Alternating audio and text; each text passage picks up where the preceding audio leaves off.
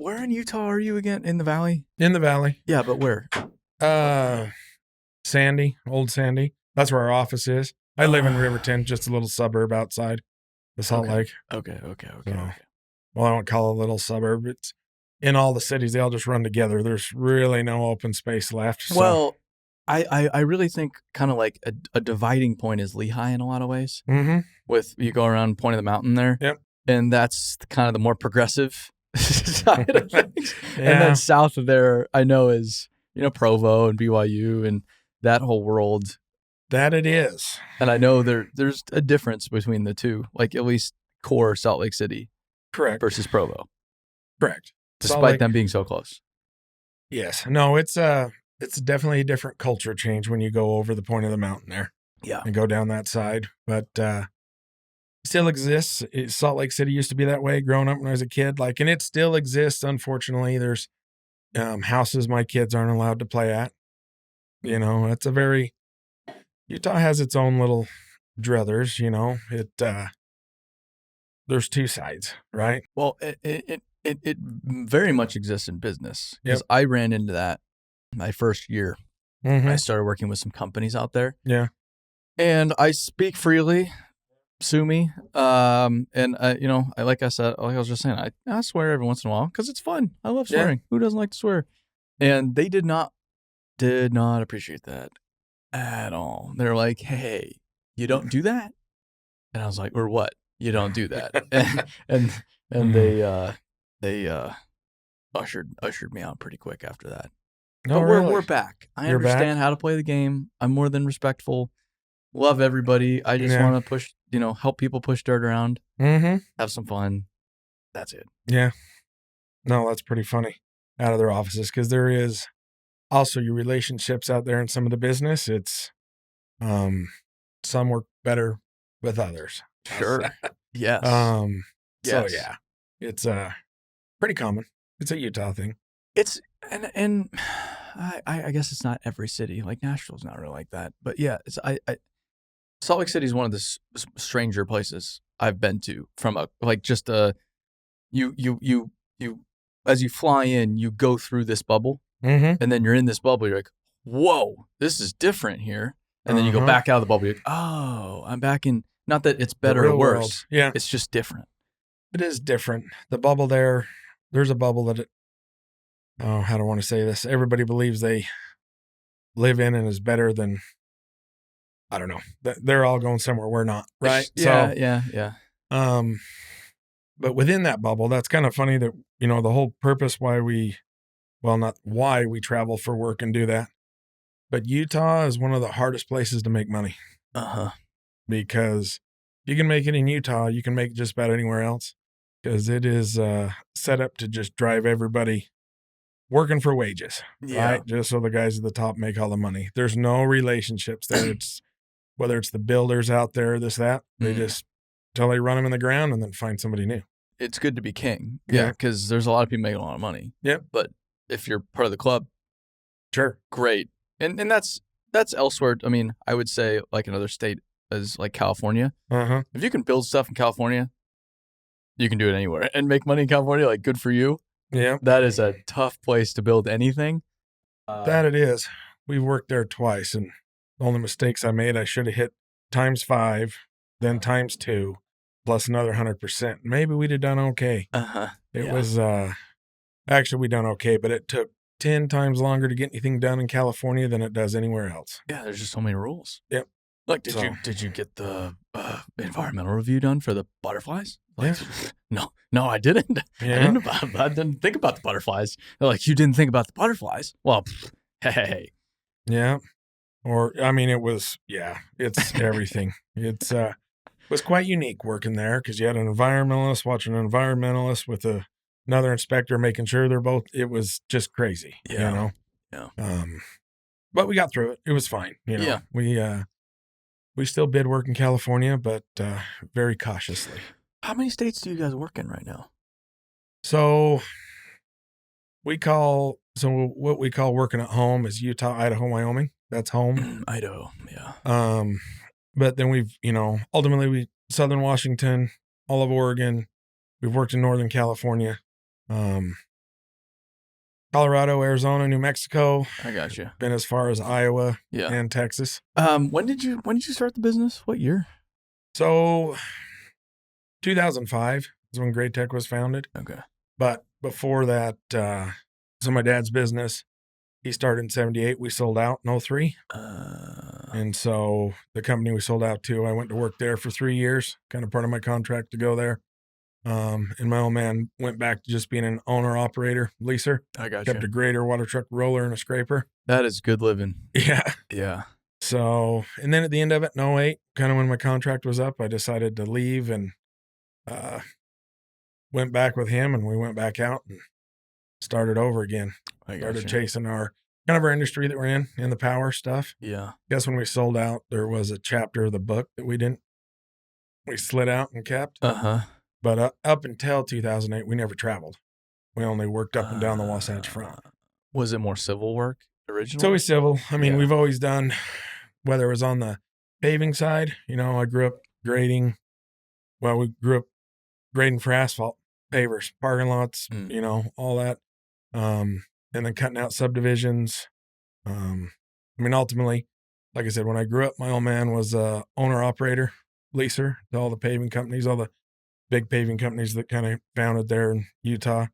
And then on the side, on the weekends, we'd go cut out subdivisions. I got you. Grade for curb and gutter, backfill curb. I mean, and then ultimately, before we sold out, we ended up with pipe crews and, more dirt crews and just kind of all over Salt Lake Valley up and down the Wasatch Front. Did you sell to one of the big companies in town? Yeah. Are they still around? Yeah, they've now sold out and they're owned by everybody sold in Salt Lake. By Clyde or well, by the Summit Materials. Summit. Yeah, it's there's Clyde, Summit, is Sticker Parson. They're CRH. CRH. Yep. So that's it, huh? Yeah. That's the big Summit, and Granite. Yeah, they're on the kind of the fringes. They have some big work. They do a lot of work at Kennecott. They do. Yeah. Yeah. They bought out Gibbons and Reed. Was a big company there, and that's when Granite bought them. Yeah. Let's see, all the CRH bought out Stakers, then they bought out Parsons, Reynolds, Burdick. I mean, they bought just about everybody throughout the state of Utah and into Idaho. It's crazy. Yeah. And then Clyde's just become bigger and bigger and bigger and bigger and bigger. Yeah. Yeah. They sell lumber now too. I know. And masonry. They sell everything. They make concrete blocks and everything. They do.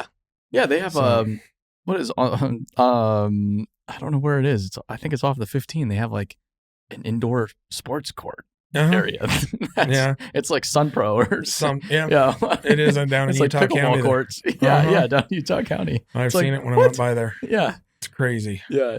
Their brand is very recognizable as the kind of the same brand and all these other businesses. You're like, wait a minute. Those are pickleball courts. Why? I didn't understand that either, but they do. They own a big insurance company too, A big insurance company. Yeah. Beehive.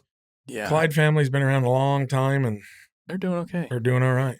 Yeah. It's such a fascinating market. I could talk about just the Wasatch Front market all day long. It is so interesting. But you focused on the power side of things. Correct. Yeah. Which I don't know very much about. For as much as I know about how water and wastewater and roads and bridges and infrastructure works. Yep. I don't understand power all that much. I guess I'm like most people. Yeah. I turn the light on, I flip the switch, and the light comes on. Like, good. Good to go. Yeah, all is good in the world. I don't think twice about it. Mm-hmm. But you're doing civil works for the grid side of the world. Correct. So yeah, we whether it's building new substations, which we do everything from your boots down, right? We don't do anything above ground. So whether it's new substations or retrofitting, a new substation expanding, or when they do new transmission lines, doing all the right of way, building all the roads, the pads so the structures can go in. Then when they pull all the wire and that, then we go back and reclaim it, reseed it, and put it back to its natural state. Right. I gotcha. Which, what is a substation for? Just a great big breaker box like on the side of your house. I got you. So there's either switch yards, which, they're switching the power around, or, and then a substation is where they step the power down, right? comes in 500,000, then, they got to step it down so many times till they can get it here for the lights. Okay. So the higher the voltage, the farther they can push it. I got you. Unless it uses. So it's the highest at the plant, and then they push it out and then start to divide it with the substations and put it into wherever it needs to be. Yep. Okay.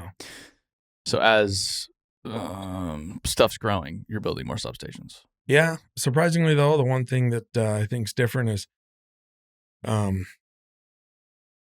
so like in the Salt Lake Valley, all the substations are built up. When the Olympics come through, 2002, Y2K, all that, and then houses use less energy than they did back in the past.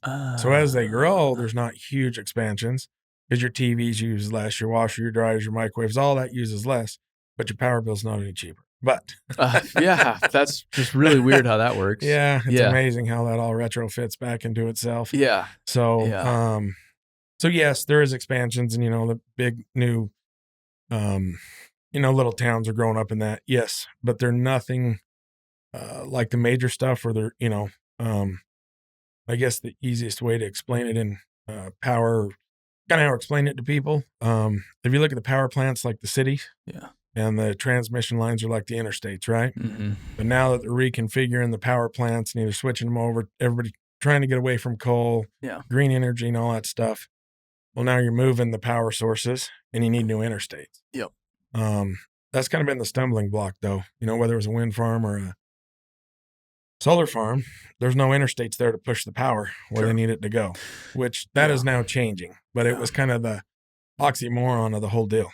Got to go build all this green energy, but can't get approval to build the new interstates because of the environmental restrictions. Well, and yeah, you're putting these wind farms in the middle of Wyoming, for example, in places that have no infrastructure around them. And so you have to connect that wind farm to a city somewhere. Correct. And when that's generating power, you got to push it to where the power's needed at that timeline, because it's not there when it's building the power. Yes. So, there's a whole method to the madness, I guess you should say. But that's where all the new transmission lines have to come into play, because they got to get it, when you're building the wind power, you got to get it to where it can be utilized. Otherwise, it goes on the grid and then it just gets thrown away. I know a lot about power on the macro side of things. Mm-hmm. I know that it's silly to say we can do everything with windmills. That's kind of it just doesn't. It's fun, but it doesn't work that way. But anything beyond macro, I'm like, oh, there's just a lot of details here, because it's really complicated. Because it is. There's some big power projects going on. Where does Utah's power come from? Well, multiple places, but there's a couple big, mainly the big power plants. There's some in Wyoming. There's one down in like Huntington, Utah. Okay. Another one in Emory. So they're kind of all over. There's one there in Nephi where they're little gas ones. I mean, there's multiple sources, but the big ones, there's one in Casper, Wyoming, like Rock Springs, Kimmer, so where there's coal, there's power. Yeah, all fed by Wyoming coal. Yeah. Yeah. And Wyoming is crazy because it has hundreds and hundreds and hundreds of years of coal. Mm-hmm. That's just sitting there right below all the dead grass that we could get. Could utilize. But yeah, I mean, it's, and they can make coal clean. It's worked. It's been efficient. That's why. That's the irony of it, is you can't, like I was saying about smelters. Yeah. There's a better way to do it, but they won't allow the better way because you cannot get a new coal fire power plant permit in the United States. Like, don't even think about it. Don't even say those words. Yeah. Yet you could do it really efficiently. Oh, absolutely. They're just all running really old, patched together plants right now because they haven't been allowed to actually innovate. No. it's weird. The same thing with refineries. Yeah. Or power plants, they're retrofitting, upfitting, but there's no growth, permittable. Mm-hmm. And then the irony of it is, if we ship it overseas, it'll be cleaner over there. We're saving the environment. Yeah. Well, you just sweep it under the rug, so you don't have to think about it. Yeah. Tear down a power plant, ship it to India, because it'll be clean over there. Sure. Yeah. it goes into the world. Like I think we'd be a lot better off by doing it at home, cleaning it up at home and keeping it here. Yes. For some reason, and again, I'm a big advocate for trades and keeping people in the trades, but it's a lot of those people with the degrees apparently make really good decisions over power. You know what I mean? And the engineers and, well, then you go on to the political side of it, but it's not, I don't feel it's in our best interest. Does that make sense? But that's the scary thing about all this is like, they're not like playing over here. It's like, that doesn't affect me. Yeah. It's like, no. They're playing with the fabric of society. Yeah. And that's a very fine, delicate fabric that can tear at any minute. Yeah. And then it's going to get, things are going to go from bad to worse, or, it's going to turn into, how do we fix it now? Right. Yeah. And, but then with power, you can't just, oh, well, this was a bad decision. Let's just go do it the other way. Yeah. It's like, you don't just snap your fingers and redo your power grid again. Like you are putting right now, they're putting all their chips in on this one hand. Mm-hmm. What happens when the one hand doesn't pan out? Like there isn't a lot of, wait, let's actually hedge a little bit here. Yeah. Instead, it's just like all in and you're going to like it. And you can't question it. You can't have a reasonable conversation and saying, maybe we do have some solar. I think that's great. Maybe we do have some wind. I think that's great. But maybe we do have some gas. Maybe we do have some coal, because you guys still haven't been able to figure out the baseload thing. The baseload thing's pretty important. Yeah. So it's kind of irony, I guess. Because ultimately, and what other people don't understand either, is like you can't just turn the power plants up and down. They have to plan for the power usage and they turn them up and down and know the needs. But your green energy comes on and off. You don't know how hard the wind's going to blow that day, how much to plan for, but we're building around it. We're going down that road, and so exactly kind of to your point there. One day, it could be pretty devastating. Let's hope it doesn't get there. But you're there's some big power projects I know in Utah. Some really big power projects. Yep. Is that a lot of that's driven by renewables for the most part? Getting different power sources. Yes. Into the valley. Into the valley. Well, into the valley so that they can push it to California, so it's all green. So they're basically passing through Utah on their way to California. On their way to California. I gotcha. Gotta sell that makes sense. Sell it into California. Green energy into California.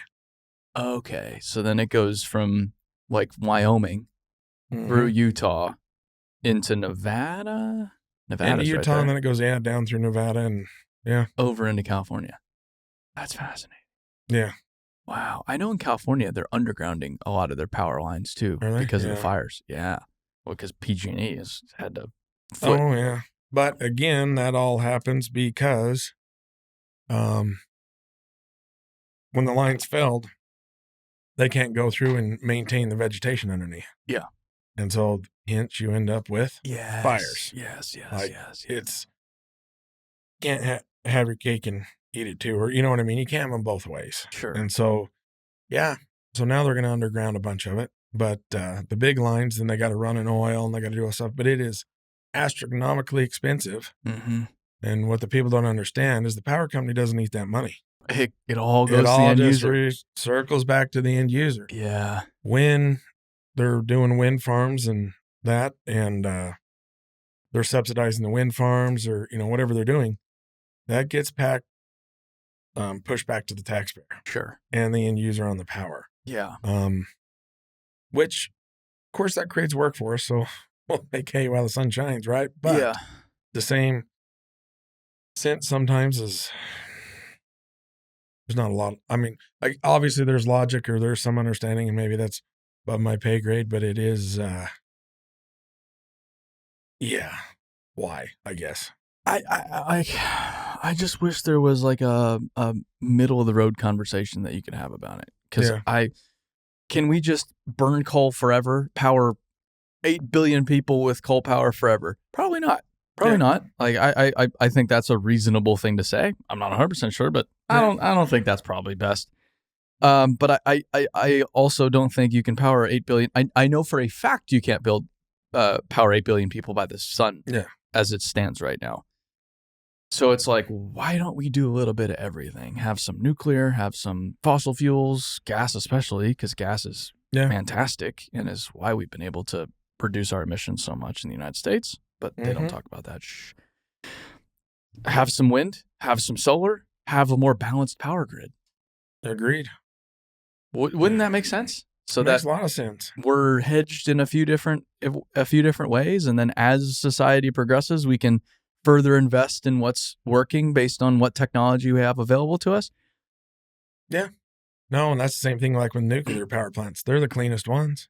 Yeah. But you can't have them. And California's turning them off. Yeah. It's just like, hey, what? Again, have your cake and eat it too. Yeah. What do you want? Do you want to be clean? Do you want no nuclear? You can't have both. Yeah. It's insane. Or they're closing power plants and then they're filling them full of batteries. Yeah. Yeah. So then, but then investment companies that buy them, so they fill the batteries all day, all night when it's cheap power, and then turn them back on and sell it back during the day. Really? So you're just holding the power. So yeah, I mean, there's lots of things going on, you know. But the good news for business like you all is no matter what, we need power as a society. Yep. And power does not operate on witchcraft. It operates upon physics and real world infrastructure that needs to be built and maintained, no matter where it comes from. Correct. Which is great for great tech. Yeah. We like it. It's got a good little niche for us, and we like it, and we like to stay there. Yeah. You know, there's some different things about it. You got to travel. You guys got to travel all the time, 100% travel. But it's worth it. Yeah. To us. We do like it. How do you navigate the travel thing? Well, I mean, everybody, when we hire them, it's based on 100% travel. We take care of all the guys. We provide all the travel for them in company trucks, getting out there. We pay for all their stays, all their hotels, plus per diems. We don't make guys share rooms. We don't, we've just found certain dynamics that, trying to make your guys share rooms or stay in a cheap hotel that destroys morale. A shag carpet. Yeah. And it doesn't pay. You're way better off and do way better putting them up in a decent hotel, nice hotel, not making them share rooms and per diems, because you get all that back in productivity. Go figure. Yep. Go figure. Yeah. The sharing the room thing is like probably the fastest way to just spike morale. Oh, it's awful. Because no one wants to do that. Who wants to do that? Yeah. Well, the ironic part about guys, you'll find out they ask sometimes, well, we'll take care of our own stays, right? If you just pay us the per diem. So then what they want to do is like cram 4 of them in a room so they can all be making money. Sure. That lasts about 3 days, and then the fist fights and like it doesn't work. So we've just kind of said, nope, we take care of it, and that's just the way it is. Interesting. Yeah. So, and we have multiple schedules.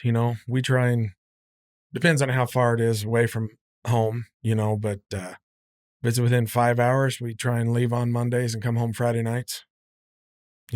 So. And we've kind of just learned, you don't want to, so if we're driving 5 hours, the guys are showing up at the job at 6. Well, don't make them show up at 3 or 4 to drive, because hell, then you get and by 2 o'clock, they're done. We stay on the same schedules. Okay. We learn through that. Bigger jobs and kind of what we're going through now. We'll go out for 2-3 weeks at a time. Mm-hmm. We also incentivize that with paying their overtime, double time and that after they've been out a week. And, there's certain things that we've found that we have to do to kind of keep travel going. Yeah. And then the biggest irony of it though, who do you think the best guys are to travel out of town? So we've talked about this, and I think I know where you're going, but conventional logic would be 24 years old, no family, just ready to get after it. Yep. And the irony of that is wrong. Uh-huh. Those guys are one girlfriend away from quitting. Family guys do the best in the travel. There's a dynamic there where they got to be in their personal lives with, their wife and kids and certain ages. But those guys, they do much better at travel than, single guys are great, but there is no, well, I shouldn't say there is no, but the longevity and the turnover with them is 10 to 1 from your family guys. That's fascinating. Yeah. That is so interesting. So that's kind of like our benefits and that. That's why we do things a little bit differently in benefits, because there's got to be a reward for them traveling. And that, like, I understand the realities of this business and the constraints from a business standpoint that certain companies have to adhere to. Yeah.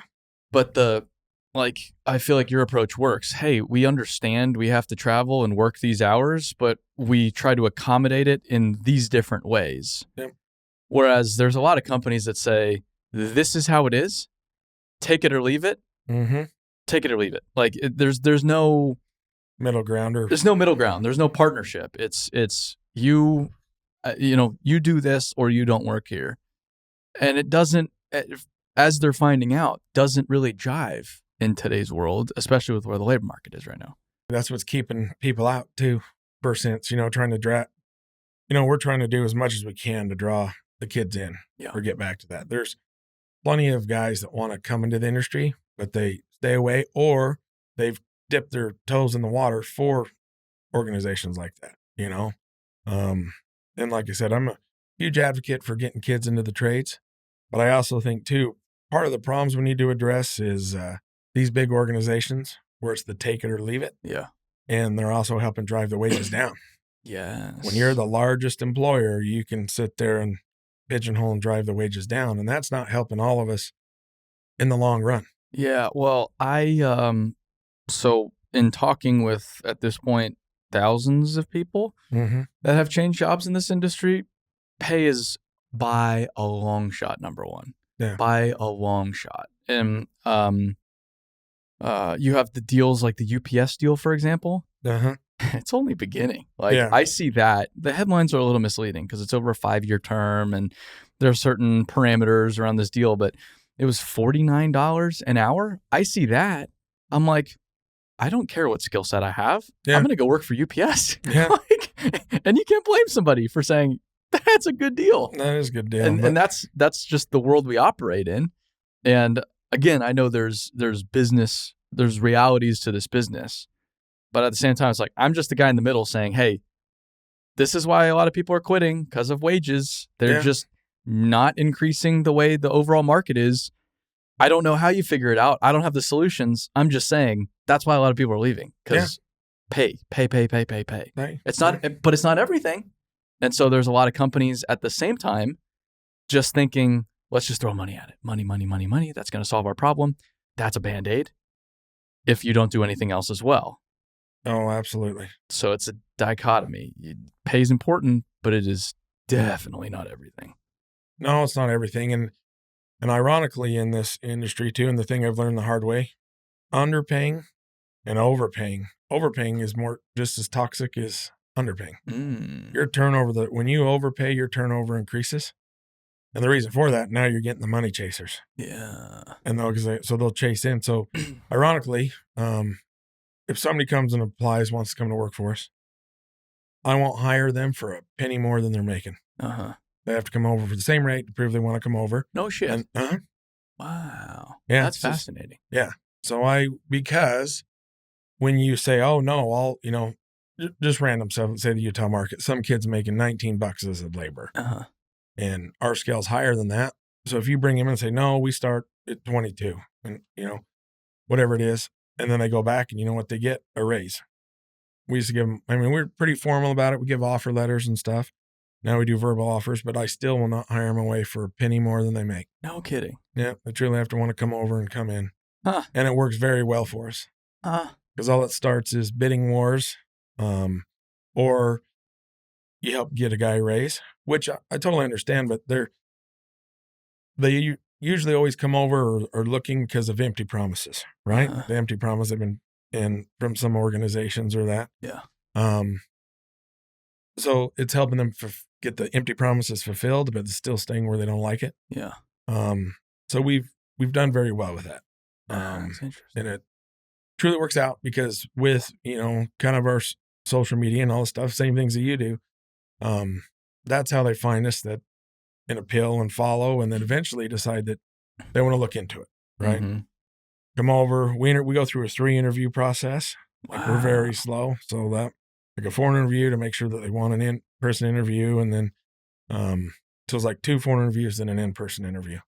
And, it's worked well for us, but it is a slower paced way of doing it.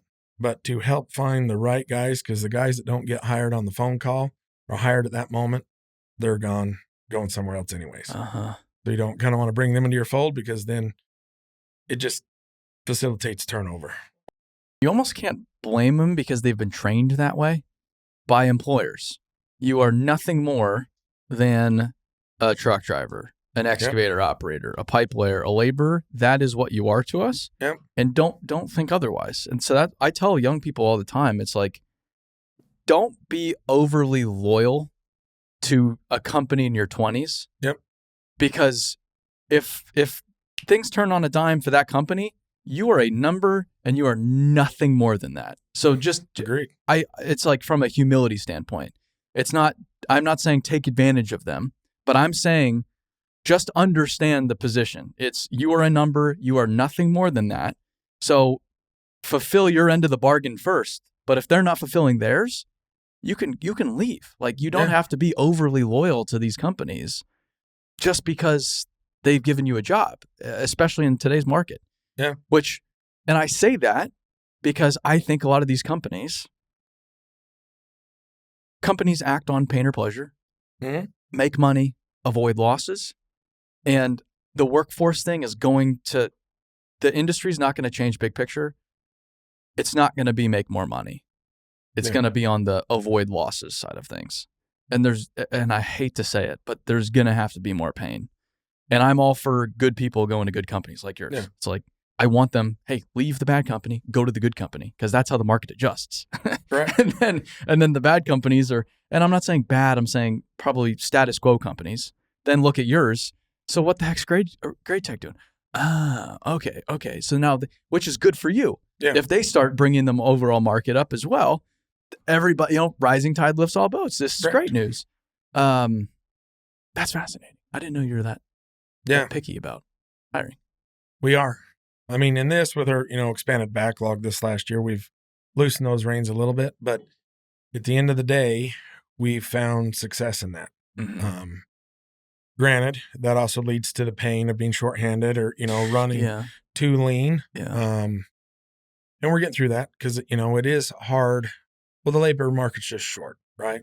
And so that's the number one shortage, is getting kids to come in and, looking to coming into the market. And then the next shortage is people are siloed or stuck in certain companies, and they don't know no different.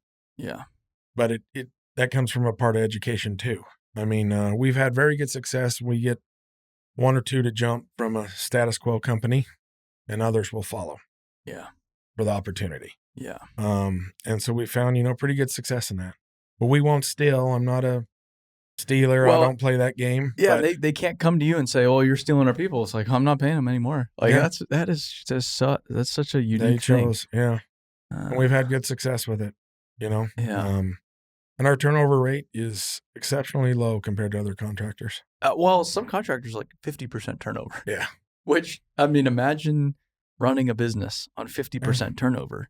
That just makes my stomach hurt. Yeah. And then how do you get anything done or have any quality? How do you do anything at that rate? But that's that's not an unheard of rate. No, it's not.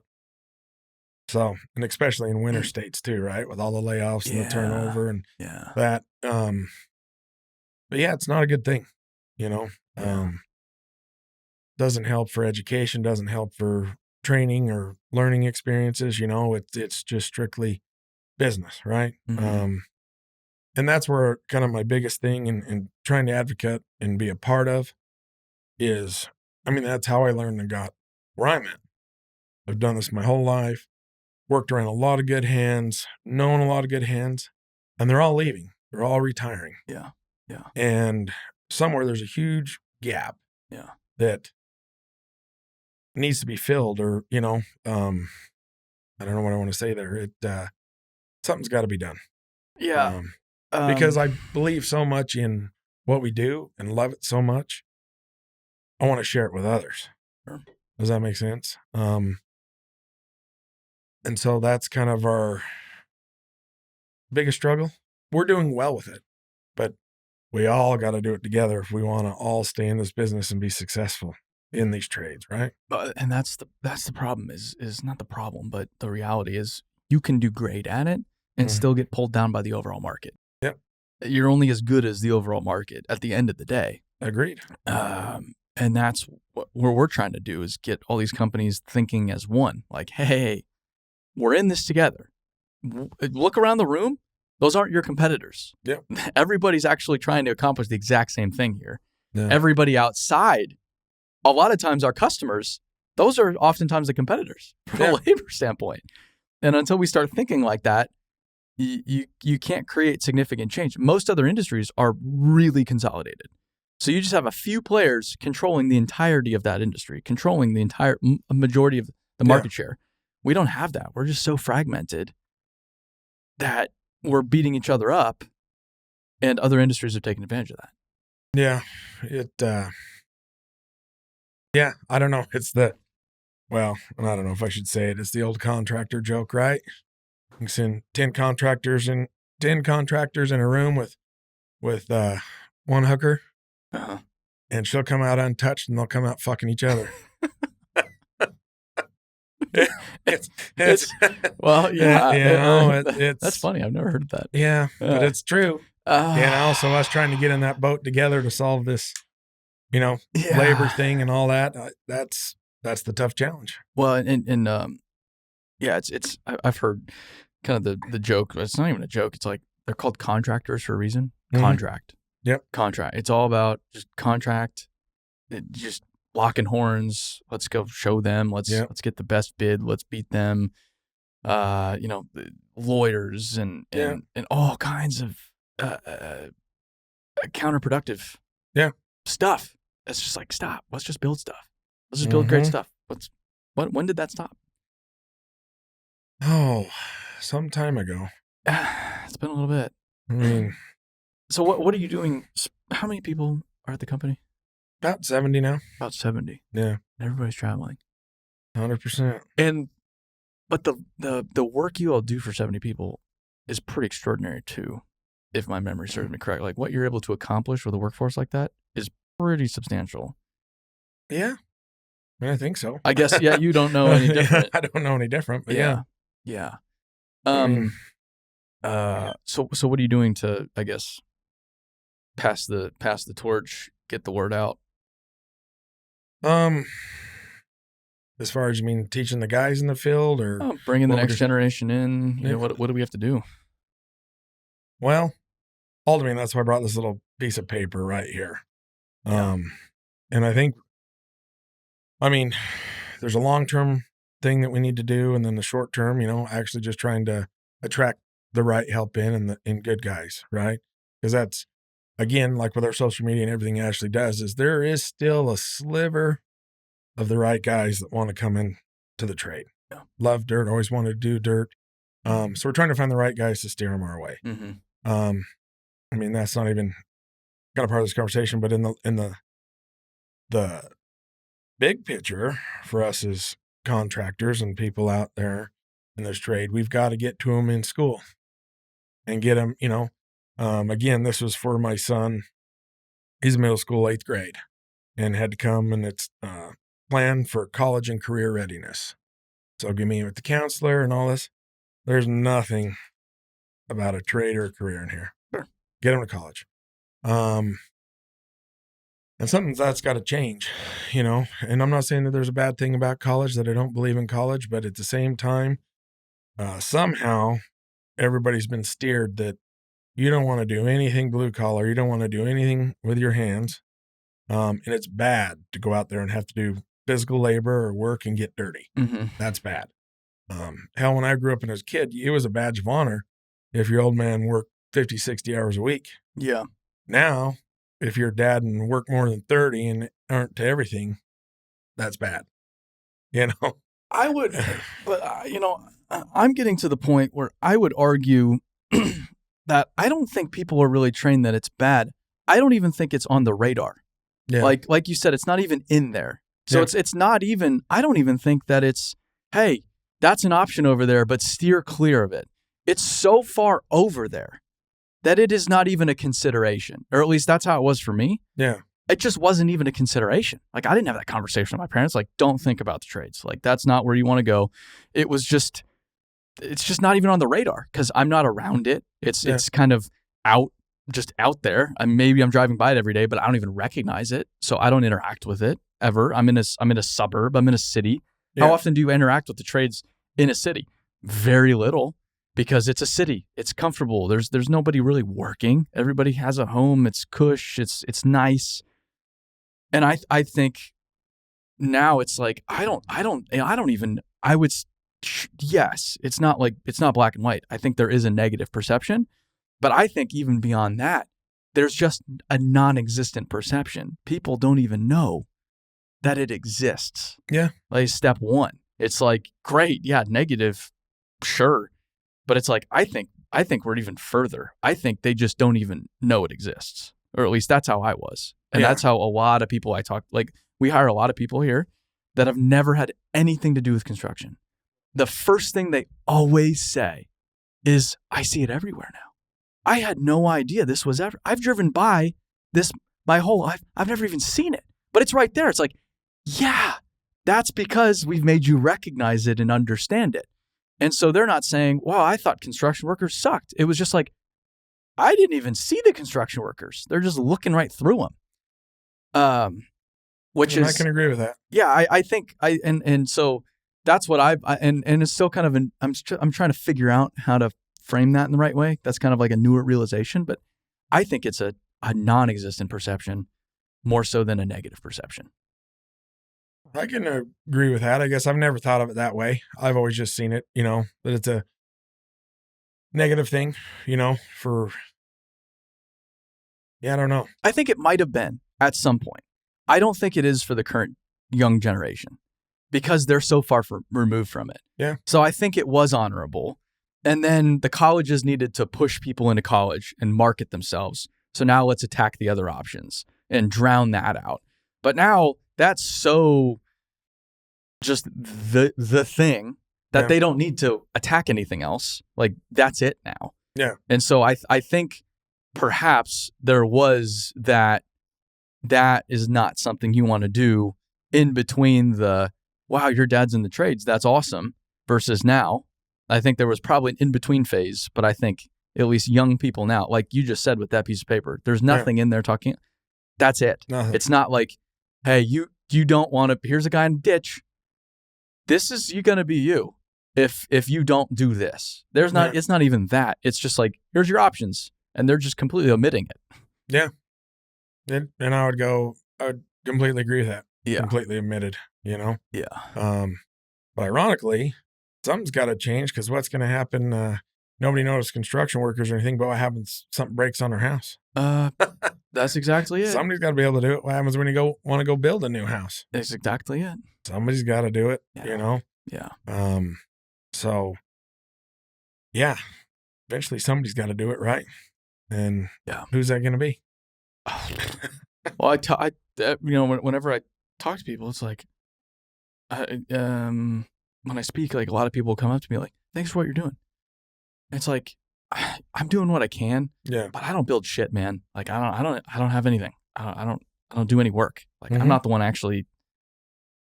doing it. Like, I'm playing my part. But at the same time, like, what are you doing? Tell me what you're doing. Because you're the one that has to go into the school. You're the one that has to go have that career day. You're the one that has to participate in the construction days or whatever. Like, you're the one in your community. I can't be there. I can't be everywhere. Yeah. I can be on social media where I think kids are on their phones. I can do that. I can do that really well. But I can't put them in the seat of a machine, the seat of a truck. I can't give them that one great experience they need to then shape their perception of this industry. That's on the contractor. That's on you. 1,000%. Because I even think we can be all over social media, but they're never going to find it unless they go looking for it. That's it. Because it's not going to pop up in front of them unless they know. Yeah. You know? And something of that's got to be done a lot more. The career days, and all of that stuff. And then that's in the long term. In the medium term, there are lots of, I don't know how we reach out and get to, there's lots of kids that have went to college and are working inside and working in jobs, and they've never seen it either, but they want to do something different. Yeah, I think the industry, like, again, there's, I've talked a lot about this recently. There's these fun talking points that I think are very unproductive. Like, we need more kids in the trades. Super fun talking point. I agree with it, but that accomplishes nothing. And it's like, great, I'm going to talk to a 10-year-old today, get them excited, but they enter the workforce in 8 years, in 2031. Yeah. That doesn't really solve our problem today. So what can we do today? Like, shorter term, like you were saying, I think people already in the workforce that are miserable. There's a lot of those people. A lot of those people. They don't even know this is an option. How do we reach them? 2, there's 7 million plus working age males out of the workforce currently. Yeah. How do we talk to them and say, hey, I know you're out of the workforce and not doing anything, pretty cush gig, right? Getting paid by the government. But how about some purpose in your life? Because it's really cool to have purpose and make more money and support yourself in a far greater capacity than you're ever able to do out of the workforce. Yeah. 3, immigrants. No way around that. Yeah. Unbelievable workers. How do we figure that out? And then people entering the workforce. Fresh, out of high school, out of college. I don't care what your education level is. Go be in construction. Yeah. You have a college degree. Okay, cool. Go be in construction. Exactly. You can still make more in this world and this stuff, a better life than probably most things that are at all related to your degree anyway. Oh, I agree. You know, and kind of back to the college thing, I think, and it's kind of like back in the old days, back when the colleges started that and had to get everybody in and, you know, kind of what they've created. They were very needed, college degrees, people that had been to college and that. And so the wages and that were great. Go get your college degree, you will make great money. And now it's almost oversaturated. And so the table's kind of turned on to the trades with the guys that have those degrees. You can come over here and do much better. That's it. Way more opportunity over here than there is over there now because it's saturated. Yes. But how do we appeal to them? How do we get them in? And then, then the next piece is, and this is kind of what I've dealt with and ironically had to deal with it with kind of a foreman today. We have to be willing to teach them and lead them. Yeah. To bring them in and teach them, because you're not going to go appeal, bring them over, and then have these expectations that they're going to know it and be able to do it, and you know, and then they start yelling and screaming, and you know, like there's a completely different mindset that we have, and we have to be leaders. Like, so that's one of my another big things. We don't have a boss. You got only leaders, right? Do I accept? And everybody's a leader in their own, all the way down to labor. Your labor or your leader, right? Yeah. Because you got to be able to work next to the guy next to you and maybe show him something. Yeah. You know, because the big thing, well, and again, I teach all my guys, you can only move up if you teach somebody to do your job, you know. But with that said, so yes, how are we going to get them in? And then who wants to train them and teach them? And we do. I mean, we've grew up doing that. Like there's blade men all over the Salt Lake Valley that learned from my old man. Guys, you know, you're talking about going up to Kennecott. I got a couple of guys that work for us, work together with kids, and they're up there now, foreman. Yeah. Didn't teach them anything about Kennecott, but when they broke into the trade, you know. So, but that is the biggest hurdle that we got to solve. Get them in, but then we also, as contractors as a whole and dirt guys as a whole, got to be willing to teach and train and learn them in this, or it's kind of for nothing. Well, and I opened by telling us a story. I started my recent talk that I was working on this morning. I show up in construction at 18 years old, not knowing the right end of a shovel. Yeah. That's not my fault. Yeah. It's like, okay, so you're going to fault me for how I grew up and who my father was? That makes no sense at all. But I'm there to learn. Yeah. And I know that you went to the School of Hard Knocks. Awesome. I respect the hell out of that. That's not the only school. Yeah. And that's probably not the best school for today's world. Yeah. And it's a two-way street. I think the existing generation, the those that are aging out over time, they have to go first. I think they have to put their ego aside. Hey, this is a different generation, and that's okay. That's fine. But if I don't pass along what I have and what I've learned, what kind of legacy am I leaving behind? I'm going to let my ego get in the way for not passing, and then I'm going to take everything that I've learned just off the job for the last time, and all that knowledge just disappears. Like, why did I work my whole life if I'm not going to go leave that and pass that along?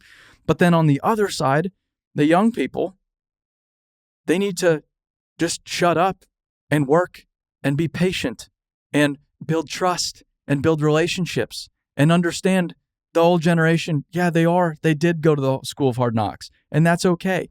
And then ask the questions and learn and put in the work and the time. Like, I think it's a two-way street, but I think the existing folks, the folks that are most knowledgeable, they have to go first at least. Yeah. Put their hand out, say, you got to meet me in the middle, but I'm at least going to go first here. They got to be willing to lead or, be a part of that. Yeah. Because it, ironically, I didn't finish what I said. I was dealing with one of my foremen today. It's that I've been doing this 45 years. You guys don't know shit. When they get in, but they're going to take it with you. So it doesn't matter how much you know. If you're going to act like that and take it with you. So at the end of the day, it's exactly what needs to happen. Yeah. Is the old guys got to be willing to, like you said, lend a hand, put their hand out and show them. Because the days are gone of, especially with this, younger generation, right? Because it's instant gratification, right? You got a phone, you get what you want when you want it, like right now. Yeah. So that patience and having to learn and come in, and because you can't replace experience. Mm-hmm. Experience is irreplaceable, but you have to go gain that by doing it to get your experience. And it doesn't happen overnight. But unless the right guys are willing to hand down that experience, teach them through experience, then it falls apart. Sure. But even if you're young and ambitious and the old guys don't want to even talk to you, you can still learn quite a bit. Oh, you can. You can still navigate pretty effectively if you have a good attitude. You know what? All right, screw these guys. I'm just gonna prove them wrong. I'm gonna learn. I'm just gonna watch them. Why are they doing it that way? I don't know, but I'm gonna watch them. There's still so much you can learn, even if the old guys are assholes. It's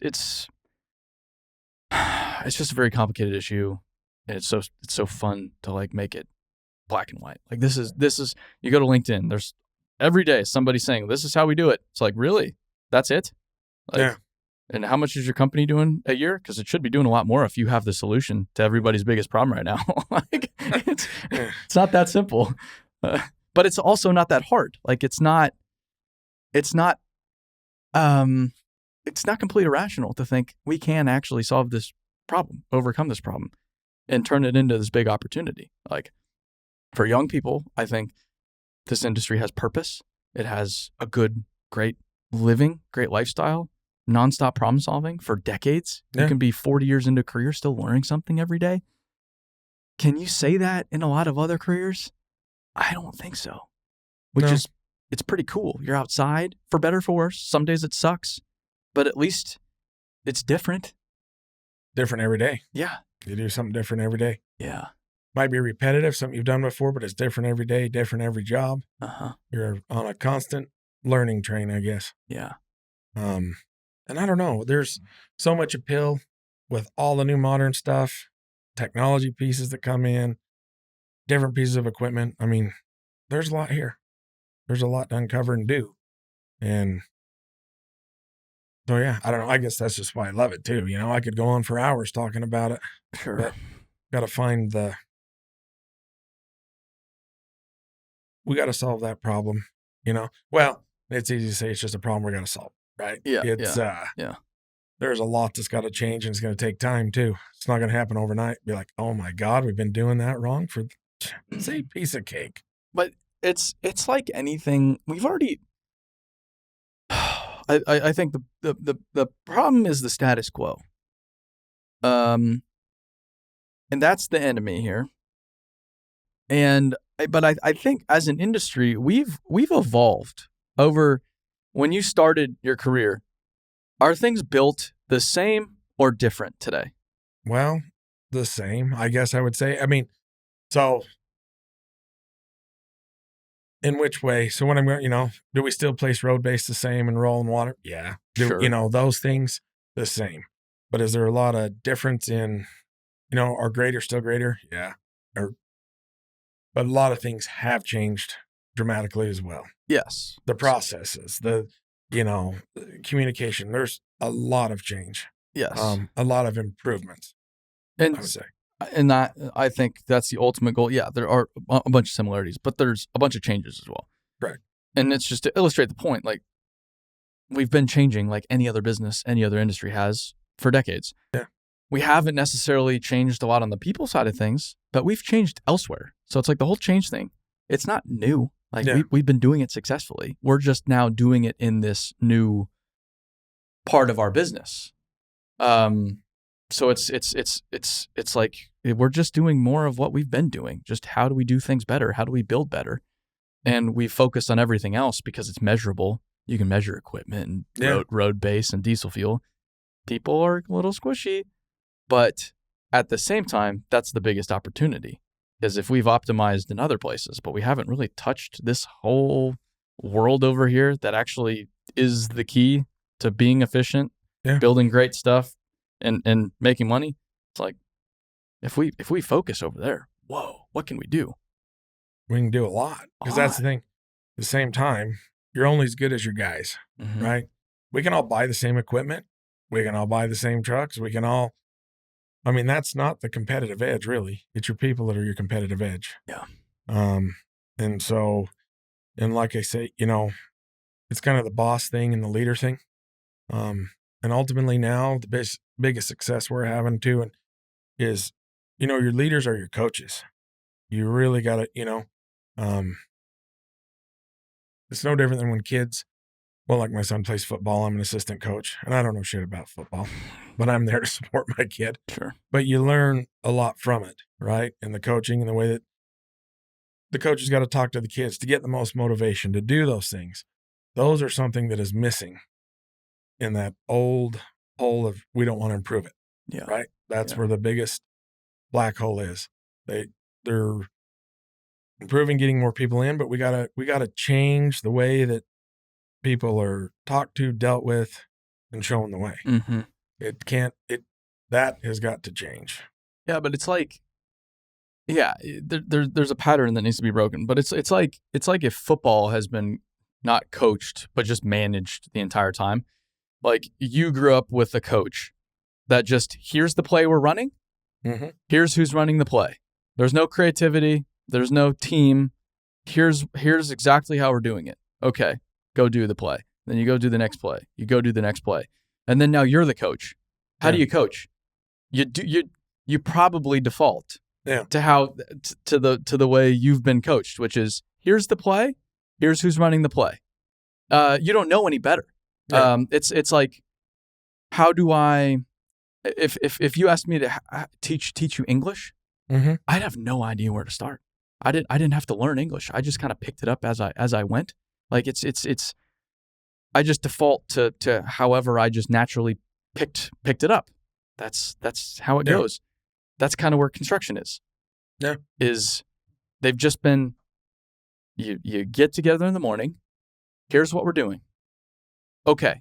Slips, trips, and falls. Okay, go to work. Yeah. So, and then you elevate people to a leadership position. You're like, why don't you know how to lead? Well, they've never learned it. It's like anything else. Yeah, no, absolutely. I don't think I explained that very well at all.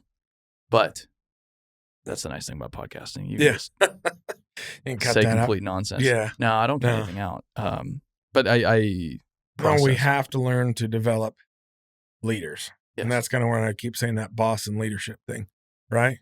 And I'm not saying a leader like everybody's going to be the general. And when I say everybody has to be able to learn from everybody, and everybody's got to be willing to teach somebody something. Sure. Because that's the only way I think we can start moving things forward. Or, well, I mean, that's what's working for us, I guess is what I should say. We're having good success in that. Yeah. Because you're right. You can't just run the same play day in and day out over and over and over, because then nobody grows, right? It sounds crazy and simple, but that's kind of what happens. Like I've said this so many times over now recently. I can just trade out the logo on the hard hat in most safety meetings with no difference. With no difference. There's very little differentiation. It's not a conversation about what's going to happen today and how we're going to do it. It's really just, okay, here's what's going on. That's it. And it's a lot of management. It's a lot of bosses. It's not a lot of leadership. But then it's not their fault. They've just never learned how to lead. I didn't even know. Like, we have plenty faults. Plenty of faults as a business. I mean, just a long fucking list. Makes my head spin. And we got internal feedback recently, and they said, hey, we need leadership training. Yeah. And it's like, yeah, we need leadership training. One, don't wait for someone to teach you leadership. That's one. There's a lot of resources out there, and if you're waiting for someone to train you on being a leader, you're not going to where you want to be in your career if you want to get to that next level. But to not put the responsibility on everybody else, like, yeah, we do need to do something different. So I'm hosting a brief training, quote unquote, this Friday, just to start. I was like, where do I start? On a leadership principle I've learned over the past 5 years. Because I'm 28, I don't know what the hell I'm doing. And I've learned a lot about leadership, for better or for worse, over the past few years, leading people. In the first, I thought, all right, where can I start? And the first thing I had to learn was everybody's a leader, whether you know it or not. And leadership is impacting other human beings and influencing human behavior. You are doing that every day of the week, regardless. And a lot of people are just like a plastic bag in the wind. They're just being influenced by everybody else. They're not deliberately influencing. And influencing, it's not manipulation. It's not negative. It's you raising your child. You are leading your child. You are trying to influence that child to become who you want them to become. It just happens with any human interaction. So you're a leader, and then leadership is a skill. I had no idea. I thought it was just you had it or you didn't. Like, if you're not 6'5", you're not going to be a basketball player. Yeah. It's like, it doesn't work that way. Sure, some people are better off than others, but it's like, wow, I can actually become a better leader. I can actually learn how to communicate better. I can actually put these leadership tools in my toolbox, carry them around and use them in this is so crazy. I had no idea. And it was like something that simple. How didn't I already know that? How did I go 2+ decades of my life not really understanding that simple concept? It's like we're at like kindergarten right now. Like let's go to kindergarten. Let's learn our shapes as far as leadership is concerned. Like, but again, that's the potential at the same time. If we can learn our shapes, then we can go to colors, and then we can start with vocabulary and maybe some math, and we can start progressing and doing something really extraordinary. Yeah. No, I agree. Which is what you guys are doing. What we're working on. What you're trying to do. You know, I use the same analogies. Like, it takes a while though to teach all these skills and leadership, because you got to go through grade school, middle school, we got to start with shapes. Oh, yeah, literally. I mean, it's kind of funny, but and that's what I tell my guys, and I teach them. Like my girlfriend, we make little like preschool craft packets. I give them some, some cardboard paper and some glue sticks, and it's just more a joke, but like teaching them. Don't eat your glue sticks. Sure. Got the little can't cut yourself scissors. But it's really just to put things down to a simple level and talk about things and teach, right? This is, to understand concepts instead of you should do this. What the fuck are you doing? Sure. And it works well. Yeah. And it's not like, it's not insulting at the same time. Kara, she's at our company. She's just fantastic. We've been trying to educate people on how finances at our business work. Yeah. And she said over the weekend, I was thinking about this, and I still don't think some people grasp it. And I'm like, yeah, I agree. So this is what I did. I created this theoretical household finance sheet to illustrate how the money flows through our business if our business was an individual with a household. Yeah. And here's how it works. I'm like, that's genius. That's so simple, so clever. And she rolled it out this week. It's like, everybody's like, yeah, I get it. That's crazy. Like, I had no idea. Like, there cool. Like, we're making progress. This is awesome. But we had to be, I just make the assumption that everybody understands. Okay, so if we take on investment, here's what that means. No one has any idea what that means. No clue. Yeah. No clue. Or, we didn't get paid this week. Our invoice didn't get paid. Yeah, that's a bummer. It's like, no, you don't understand. Like, we need that. Yeah. Like, hey, like we need the money. But when you lay it out so simply, now everybody's on the same page. Okay, cool. We got the basics down. Now it's the next level. Yeah. You got to start everything at a third grade level. Yeah. If you take it back. Ironically, there was an HR consultant of ours, well, she still is, and explained this to me. Same thing. I didn't know these things. She explained it to me. You got to take everything to a third grade level.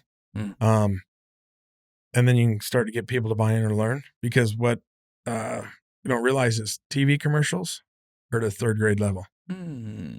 That's how the marketing and all that stuff. Why do you think little kids can understand TV commercials?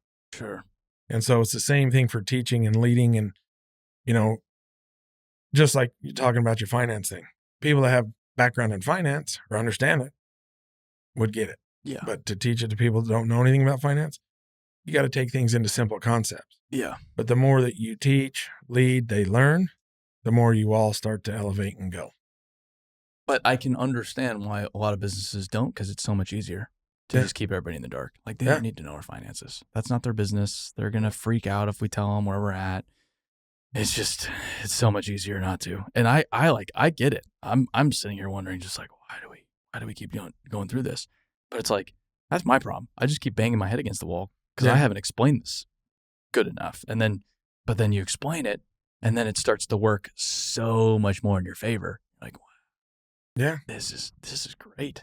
I can't believe we weren't doing this before. Transparency matters. It's everything out there, but it's really hard. It's hard to be open and transparent. And I've learned too, there's no middle ground on it. It's not like I'm going to be transparent over here, but I'm going to be opaque over here. It's like, if you're going to go in, you're in the deep end or not at all. Yeah. Choose one or the other. There's no putting your toe in the water. No, there's no putting your toe. Dive in or you don't. Yeah. There's no way. So there's no way. Or if you start being transparent and then try and pull it away, it's detrimental. Yep. Yep. It's all or nothing. That's it. So that's it. Yeah. So, and we use Slack to be transparent. It's like our company Facebook. Slack's great. Yeah. That's great. It's all our communication, put everything on there, you know. Transparency matters. Yeah. Yeah. So even from our even when things go wrong, we want them on there because you learn more from failure. That's what people don't understand too. And people that have failed the most are the most successful because you're trying. All failure is your first attempt in learning. Yeah, but this is sticky too. I've thought a lot about this. So, how do you do your training? We do it on the job. Okay. Do you tolerate mistakes? No, we don't tolerate mistakes. Okay. So you train on the job. You give people on the job experience, but you don't tolerate mistakes. So which is it? Do you train on the job and allow for, like, because your past generation, they learned on mistakes that were tolerated back in the day. So now if you have zero tolerance, that's fine. I get it. From a safety standpoint, yeah, we need no tolerance. But how are you filling the gap? And most aren't filling the gap. So it's we learn by mistakes. You learn by failure. That's how I learned. But you can't learn that way because we can't afford that right now. That's where they get into it's only production driven, right? Uh-huh. And so, there's quality, safety, communication, and then production later. That's kind of how, again, we do it, right? Quality first, then obviously safe, You got to know how to communicate. Yeah. And what people don't realize, once you get those in place, the production follows. Sure. You never have to harp on production if you teach on the foundations and teach the right way. But you got to be willing to, right? It's you got to buy in. You got to and you're believe not, in it. Well, your production's not going to be as good in the beginning. No. Yeah. That's all right. That's a tricky bit, though. But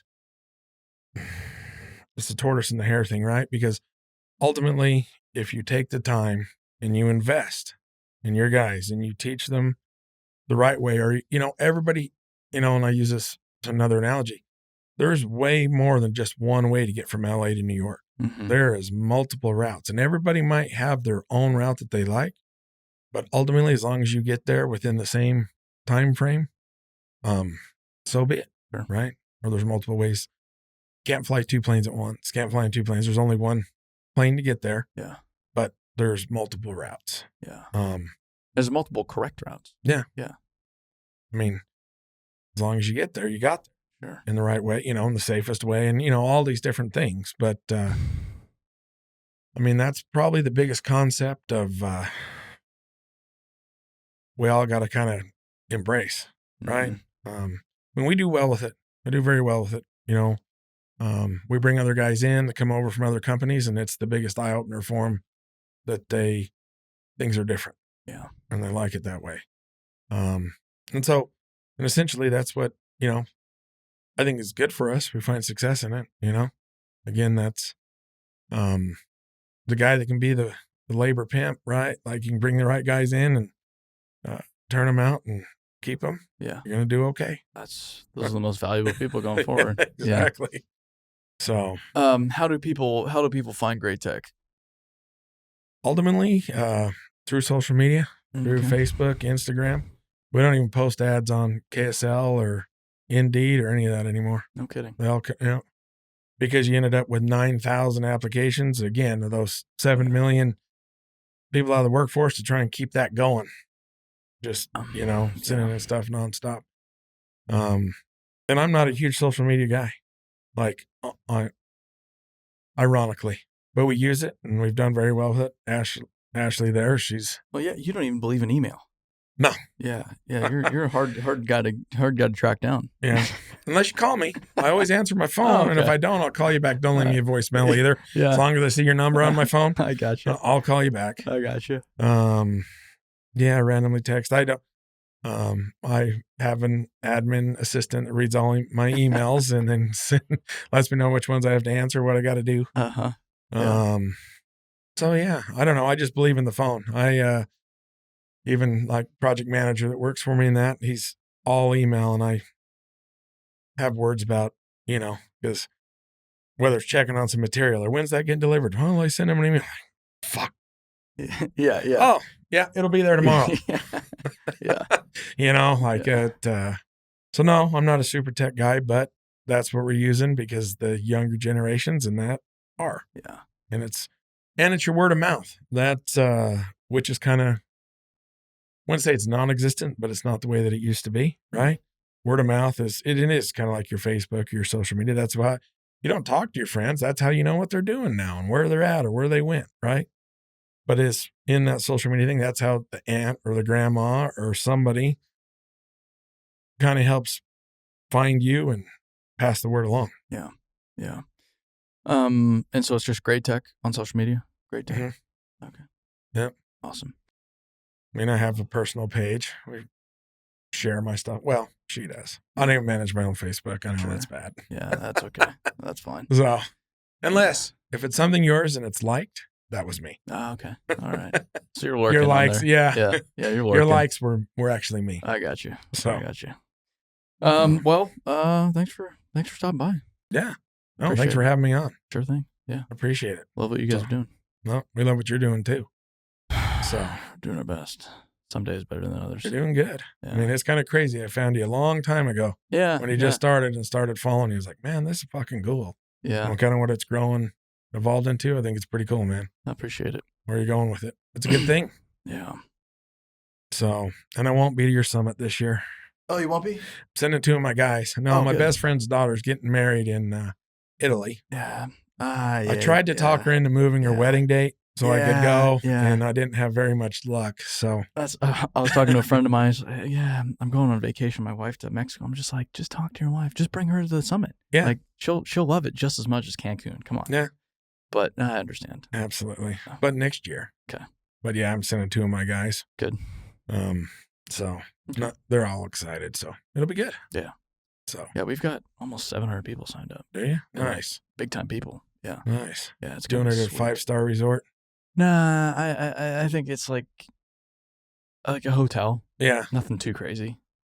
Yeah. The sad part. So we used Bid to Win or B2W. Yeah. Yeah. They got bought by Trimble. Yeah. And my very first thing when I talked to them all, I'm like, so the only thing I'm heartbroken about here is I bet you guys are going to cancel your user conferences. Uh-huh. And of course this one, the hotel's not going to be. Yeah. I know, and it's just sad. So they're probably combining it with Trimble Dimensions then. I would say. Yeah. But that was the best thing about using that software. They always threw the best user conventions. Golf tournament, 5-star resorts. Yeah. Ping pong and back coast to coast. Sure. Loved it. Yeah. So.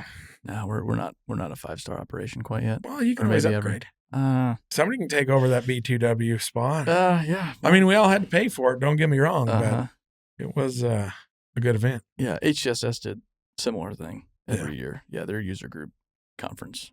Mm-hmm. So. All right. Well, I really got to pee. Yeah, me too. So. That's all right. A podcast. And that's it, huh? That's it.